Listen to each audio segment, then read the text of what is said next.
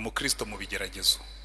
Icya mbere baratubwira ngo nitugera mu bigeragezo tujye dutuza, twe gupapaza, utubajije tuvuge neza tutazamuye ijwi. Tuzabishobora? Byo tugomba kubyiga. Ngo na Kristo yarababajwe ariko ntiyabakangisha, ntiyabatuka.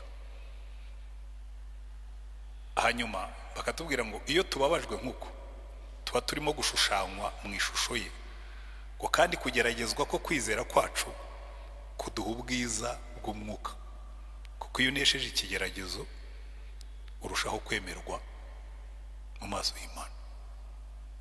Ngo kandi ngo nugeragezwa kubera ibyaha byawe, kubera ko wabaye kazitereyemo, kubera ko wibye, kubera ko wasinze, bakagufunga iminsi 5 n'imodoka yawe bakaguca amande, ntuzavuge ngo urimo urageragezwa, uzavuge ngo urakubitirwa ibyaha byawe.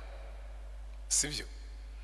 Nibyo mwambwiraga bya Kanyarira, nugenda ukajya Kanyarira wava Imana ntikurinde bakagufunga, uzemera ufungirwe ibyaha byawe wakoze, kandi ntuzapapaze ngo uvuge ngo Imana ntiyakwitayeho.